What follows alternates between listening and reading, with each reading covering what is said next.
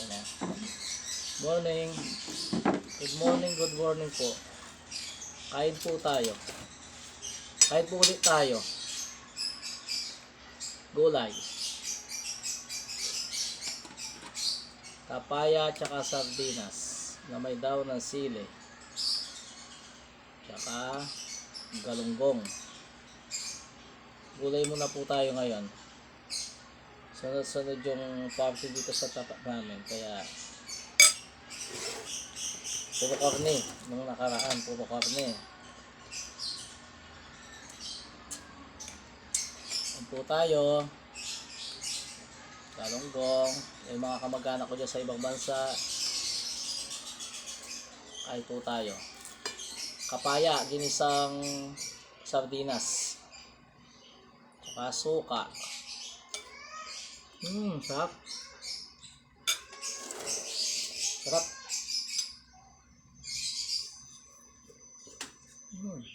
Sarap. Good.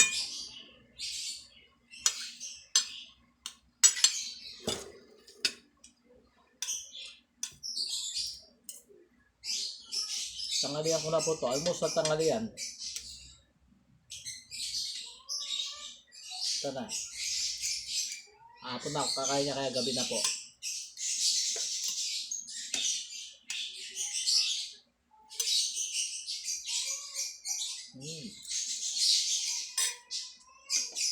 Ayun yan yung mga ibon sa kabila. Yung ibon ko. Ayun nga eh. Kumain na sila. Maingay pa rin. Pag nakikita nila yung misis ko, kahit kumain sila, mag-iingay pa rin siya.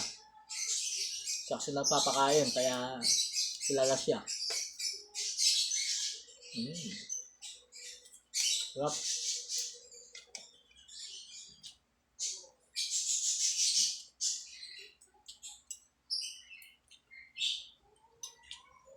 Diba namin kahapon ang salo. Salong manok. Ulam namin kahapon ang salong manok. Hindi naman papapalit itong ano. Gulay. Gulay. Gulay isda. Ay.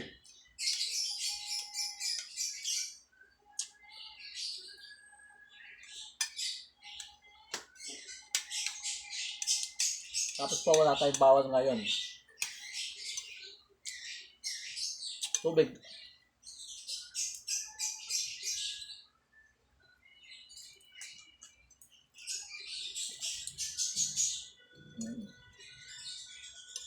Sarap po talaga. Tawag sa amin dito, tinola. Tinolang sardinas na may kapaya, daw ng sili. Sarap.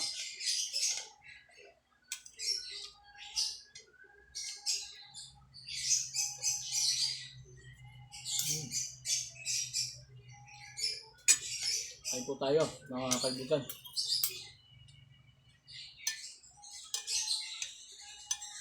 Sarap kumain ng ano.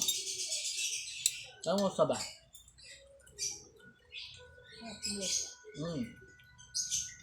Yes. Almusal, tsaka tanghalian na po to.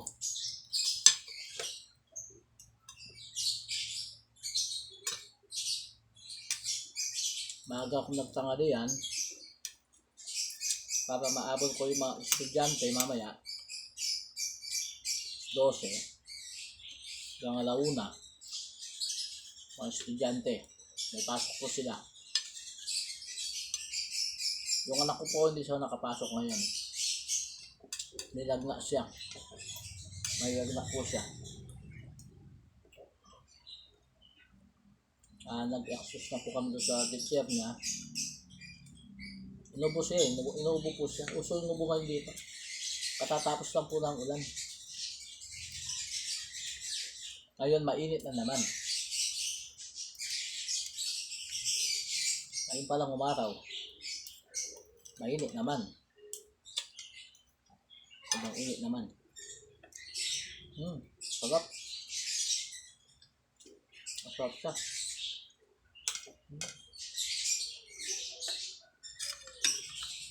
Sarap gulay.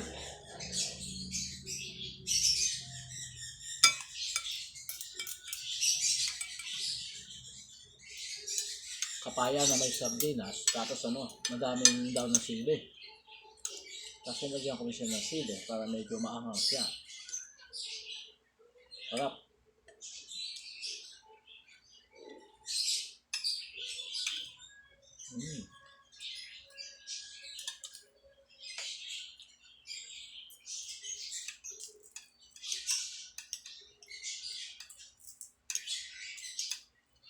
At ibang man yan, may ganyan ba sa ibang bansa na? Papaya yung lutong sardinas, gano'n? Pwede? Then natanong ko po yung miss ko kung meron ganyan sa ibang bansa. Sardinas sa lutong papaya. Na may daw na sili, meron din. Para saan pala? Para saan pala dito? Kala ko wala. Galing na po siya sa ibang bansa. Kaya natanong ko siya.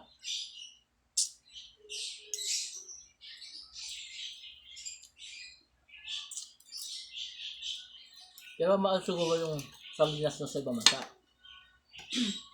Kasi siya diba? Philippine product siya. Yeah. Mahal siya. Sarap. Sarap yung gato pagkain. Tapos ka lang ng suka. Suka maangang.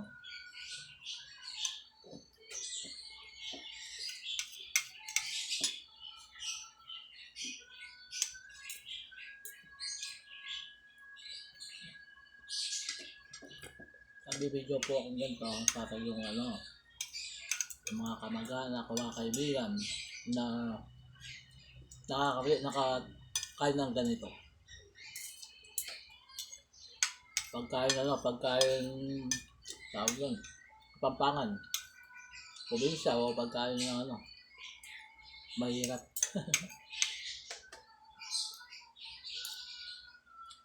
Ngayon po kasi po yung mga bata, puro karne yung kinakain nila.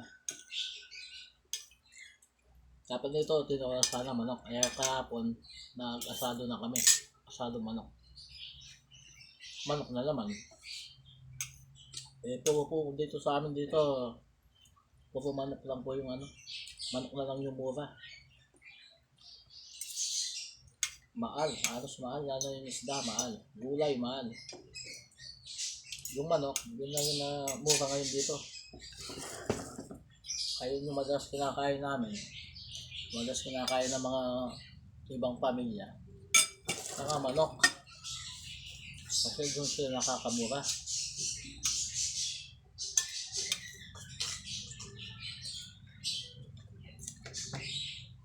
Noon po pag ulam namin manok, nung elementary ako, nagyayabang pa ako pag sinabi kong anong ulam mo. Sabihin ng kaklase ko, ganito, isda, kaya gulay. Tapos magyayabang kami, sabihin na, kami, manok yung ulam namin.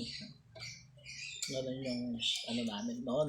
Ngayon po, pagkain ng manok, ordinary na lang, napakamura ng manok. Pagdating sa ulam, yung manok na lang po yung mura. Pagdating sa isda, gulay, doon po yung mahal. Wala man sahog yung gulay mo, mahal na siya. Tapos sahog niya, sardinas. Hindi ko sana bibigyan ng sahog kaya lang, baka hindi nakakainin. May bisita tayo. May langaw.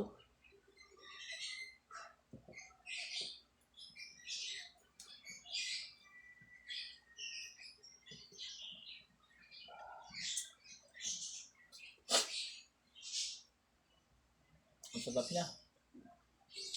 Mainit. May yung lagyan ko ng konting gulay. Konting sabaw. Mangang. Yung pesosita ko doon, baka hindi siya kakain. Iba na naman siguro yung ulam niya. Kaya lang ngayon may dagang siya. Pagluto niya, kutang tanong mo siya kung anong gusto ng ulam. Sabaw. Sabaw na. Kapay ng panulong niya. Sarap talaga.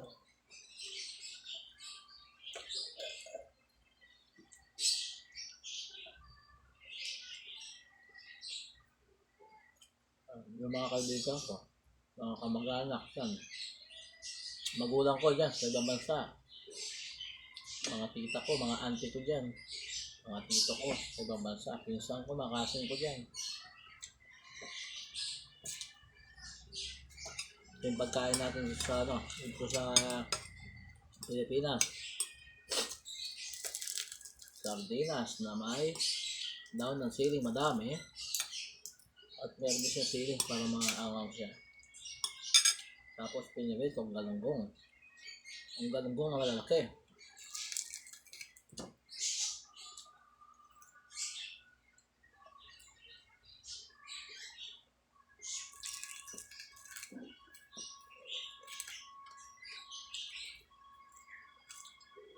Huwag pa siguro akong galunggong. Kalate na lang.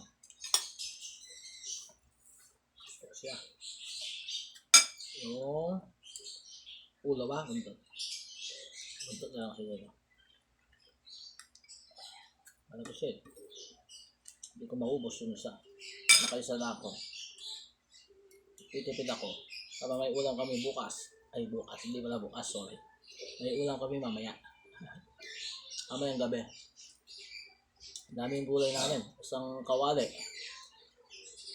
Isang papaya po lang yon. Isang papaya siya. Tapos isang sardinas na maliit. Tapos yung daon ng sili. Yan. Dami na po sa amin yun. Kasi yung anak ko baka hindi man po siya kakain ng ganyan. Iba yung kakainin niya. Eh ganun po yung mga bata ngayon. Hindi naman sila mahilig sa mga ganito pagkain katulad natin noon.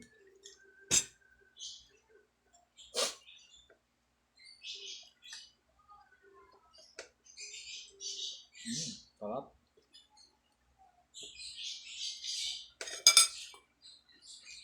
Kumakain ng bebe at saka isang kapaya, di ba?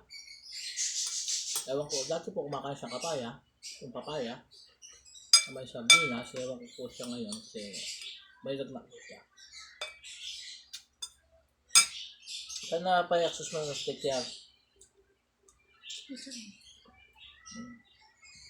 Ayaw po niya mag-absent. Eh, kaso baka baka doon po sa school sa Mahilo.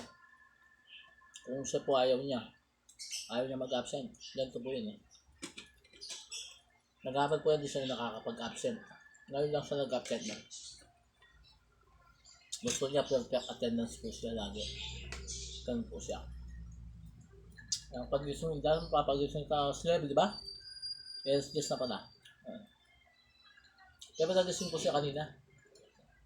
Nilalaga, sabi ni mami niya, huwag na siyang pumasok. Gusto niyang pumasok. Sabi namin, huwag na. Baka may ilito siya doon. Kasi, pasok po siya ng alauna. Tapos, hanggang po siya? Hanggang 6:30.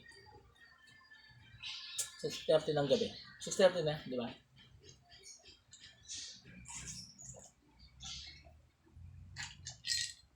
Kasi po nakakauwi na siya dito bago mag-alas 7. Malapit lang po naman yung school niya. Nilalakaran niya lang. Pag uwi po siya, maglalakad siya. Kapag papasok, naka-wheeler siya. Kaya minsan natin po siya.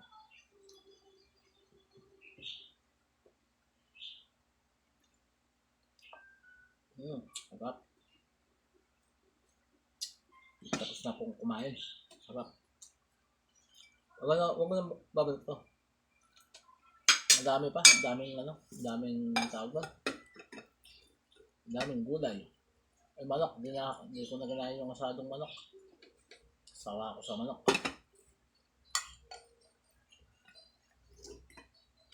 Ay thank you po.